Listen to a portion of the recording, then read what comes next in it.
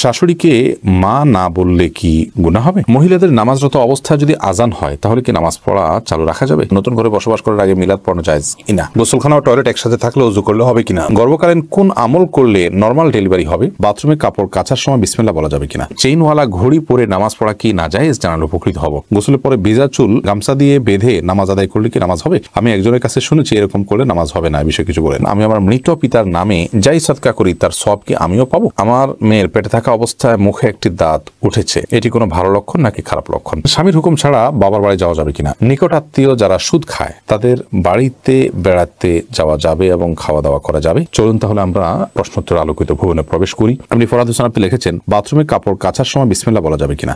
বাথরুমে কাপড় কাচার সময় বিসমিল্লাহ বলবেন, বিশেষ করে যখন কমোডের সাথে আপনার ওই জায়গার পার্টিশন থাকবে। যদি পার্টিশন না থাকে তাহলে ওযুর সময় যেরকম মুখে বিসমিল্লাহ বলা নিষেধ, অনুচিত, মাকরু, ঠিক একইভাবে এখানেও মুখে বিসমিল্লাহ বলবেন না, মনে বিসমিল্লাহ বলে কাপড় কাচবেন। এরপরে কাজী ফাতেমা আপনি লিখেছেন মহিলাদের নামাজরত অবস্থায় যদি আজান হয় তাহলে কি নামাজ পড়া চালু রাখা যাবে? যাবে, কোনো অসুবিধা নেই। আজান হলে নামাজ বন্ধ করে ফেলতে হবে কোনো কথা নেই। আপনি নামাজ পড়ছেন, ইতিমধ্যে আজান শুরু হয়ে গেছে, আজান মুয়াজ্জিন সাহেব দিতে থাকুক, এদিকে আপনার নামাজ আপনি কন্টিনিউ করতে থাকেন, কোনো সমস্যা নেই। রোজা ইসলাম রানী আপনি লিখেছেন নতুন ঘরে বসবাস করার আগে মিলাদ পড়ানো জায়েজ কিনা? নতুন ঘরে বসবাস করার আগে কোনো মিলাদ পড়াবেন না, এরকম কোনো নির্দেশ কোনো হাদিস আমাদেরকে দেয়নি।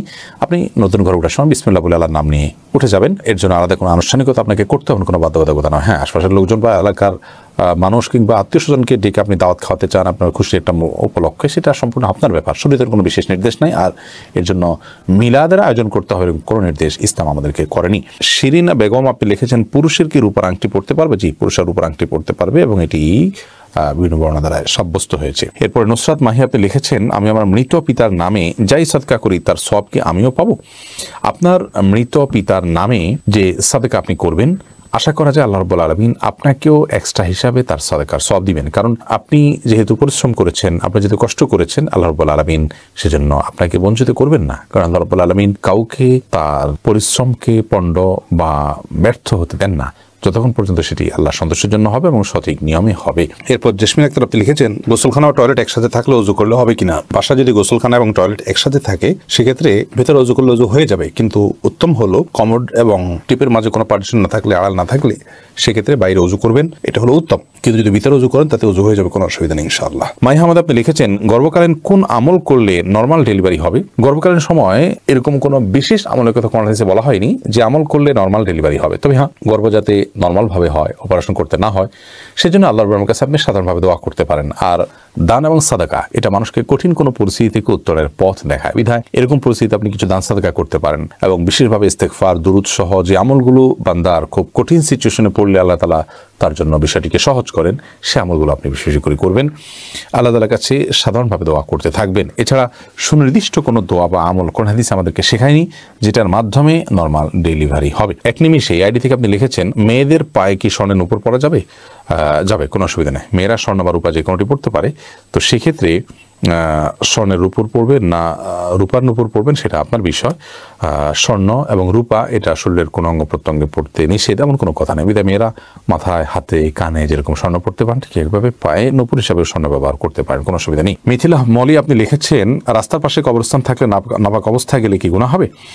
রাস্তার পাশে যদি কবরস্থান থাকে তাহলে সেই কবরস্থানে আপনি নাপাক অবস্থায়, অর্থাৎ আপনার ওযু নাই অবস্থা আপনি প্রবেশ করলেন, কোনো অসুবিধা নেই, আপনি জিয়ারত করতে পারেন। কবর জিয়ারত করার জন্য যে আপনাকে ওযু অবস্থায় থাকতে হবে এরকম কোনো বাধ্যবাধকতা নেই। জারিফা জান্নাত আপনি লিখেছেন গোসলের পরে ভেজা চুল গামছা দিয়ে বেঁধে নামাজ আদায় করলে কি নামাজ হবে? আমি একজনের কাছে শুনেছি এরকম করলে নামাজ হবে না, বিষয়ে কিছু বলেন। না, এরকম করে নামাজ হবে না এমন কোনো কথা নেই। আপনি একজন নারী হিসেবে আপনার পুরো শরীর আপনাকে ঢেকে নামাজ পড়তে হবে, শুধুমাত্র মুখমণ্ডল এবং দুই হাতের কবজি আপনি খোলা রাখবেন, এর বাইরে অন্য কোনো শর্ত নেই। আপনি গামছা দিয়ে ঢাকেন বা গামছা দিয়ে বেঁধে তার উপর দিয়ে অন্য একটা কাপড় দিয়ে ঢাকেন, কোনো অসুবিধা নেই। আইরিন সুলতানা মাহি আপনি লিখেছেন টেপে ওযু করলে নিচে বালতি থাকে, ফলে ওযুর পানি বালতিতে পড়ে, সে পানি কি টয়লেটের কমোডে ঢালা যাবে?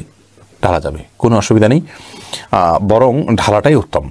বিশেষ করে কমোড পরিষ্কারের জন্য, টয়লেট পরিষ্কারের জন্য বা কোনো গাছ ইত্যাদি থাকলে সেগুলোর গোড়ায় পানি দেওয়ার জন্য, যে কোনো কাজে আমরা এই পানিটা ব্যবহার করাই উচিত। কারণ ওযুর যে পানিটা, এই ব্যবহৃত পানিটা এটা অন্য কাজে লাগানোটা কোন হাদিসের দৃষ্টিকোণ থেকে কোনো নিষিদ্ধ কিছু নয়, এটা নাপাক নয়।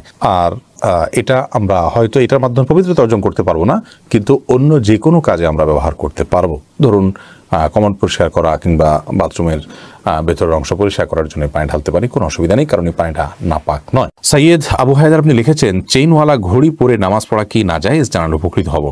না, চেইনওয়ালা ঘড়ি পরে নামাজ পড়লে যেটা নাজায়েজ হবে এমন কোনো কথা নেই। কাজল আইডি থেকে আপনি লিখেছেন উজু করার পরে কি আয়নায় মুখ দেখলে উজু ভেঙে যাবে? না, কোনো অসুবিধা নেই, উজু ভাঙবে না। আমির হামজা আপনি ইউটিউব চ্যানেলে আমাদের প্রশ্ন করেছেন, আমার মেয়ের পেটে থাকা অবস্থায় মুখে একটি দাঁত উঠেছে, এটি কোনো ভালো লক্ষণ নাকি খারাপ লক্ষণ? সন্তান গর্ভে থাকা অবস্থায় যদি মুখে দাঁত উঠে সেটা কোনো খারাপ বা ভালো লক্ষণ নয়। এটার ডাক্তারি কোনো ব্যাখ্যা আছে কিনা সে ব্যাখ্যা আপনি জানার চেষ্টা করবেন। এর বাইরে এটাকে অন্তত কুলক্ষণ মনে করার কোনো সুযোগ নেই, কারণ ইসলাম আসলে কোনো কুলক্ষণে বিশ্বাস করে না। সাবির ইয়াসমিন জানাতে আপনি লিখেছেন স্বামীর হুকুম ছাড়া বাবার বাড়ি যাওয়া যাবে কিনা। আপনি যেহেতু স্বামীর সংসারে থাকেন, অতএব তার সুবিধা অসুবিধা, তার প্রয়োজন ইত্যাদি বিষয় থাকতে পারে, সেই কারণে তাকে আপনি বলে যাবেন। কিন্তু স্বামী আপনাকে আপনার বাবার বাড়ি যাওয়া থেকে বঞ্চিত করে রাখবেন, যেতে দিবেন না, আটকে রাখবেন এবং তার খেয়াল খুশি মতো সে আপনাকে আপনার বাবা মার সাথে সাক্ষাৎ করা থেকে বিরত রাখবেন, সে অধিকার কিন্তু তার নাই। সেটা যদি তিনি করেন তাহলে তিনি অন্যায় করছেন। তবে হ্যাঁ, অবশ্যই আপনি চেইন অফ কমান্ড, একটি ফ্যামিলির পারস্পরিক যে বোঝাপড়া সেটা যেন ভালো থাকে সেটা আপনি বলে যাবেন, এবং এই বলে যাওয়ার মধ্যে ভদ্রতা, এই বলে যাওয়ার মধ্যে নিজেদের বোঝাপড়া যে আছে সেটির প্রমাণ হয়। বিধায় এটাকে দোষণীয় মনে করা যে আমি তাহলে কি বন্দী হয়ে গেলাম, এরকমটি মনে করার কোনো কারণ নেই। এরপরে মার্জিয়া শেলি আপনি লিখেছেন নিকটাত্মীয় যারা সুদ খায় তাদের বাড়িতে বেড়াতে যাওয়া যাবে এবং খাওয়া দাওয়া করা যাবে। নিকটাত্মীয় যারা সুদের সাথে জড়িত তারা তো হারামের সাথে লিপ্ত, আল্লাহ তাআলা মাফ করুন।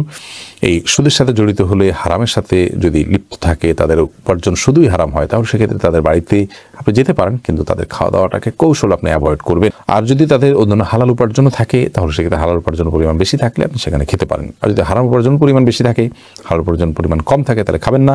আর যদি তিনি সুনির্দিষ্ট করে হালাল উপার্জন থেকেই দিয়েছেন আপনি জানেন, তাহলে সেক্ষেত্রে সেটা অবশ্যই খেতে পারেন। এমডি আবুল কালাম আপনি লিখেছেন মহর পরিশোধের আগে স্ত্রী যদি মারা যায় তখন স্বামী কিভাবে মহর পরিশোধ করবে? তার পক্ষ থেকে দান সদকা করে দিবেন, কিন্তু উচিত হলো জীবদ্দশাতেই মহর পরিশোধ করা। শরীফ শাহরি আপনি লিখেছেন অজু ছাড়া কি জিকির করা যাবে? যাবে, জিকির করার জন্য অজু করা শর্ত নয়। আয়েশা সিদ্দিকা আপনি ইসলামের প্রশ্নোত্তর পেজে প্রশ্ন করেছেন মহিলাদের জন্য সব জায়গায় নামাজের ব্যবস্থা থাকে না, অনেক সময় এই কারণে নামাজ কাজা হয়ে যায়, এই জন্য কি বাড়ি থেকে বের হওয়ার আগে অগ্রিম নামাজ পড়ে বের হতে পারবো? না, অগ্রিম নামাজ পড়ার কোনো সুযোগ নেই। নামাজ ওয়াক্ত মতো পড়তে হবে। ইন্না সলাতা কানাত আলাল মুমিনিনা কিতাবাম মাওকুতা, নিশ্চয়ই নামাজ ইমানদারদের জন্য নির্দিষ্ট সময় পড়াটা আবশ্যক করা হয়েছে, বিধায় সময় মতো আপনাকে নামাজ পড়তে হবে।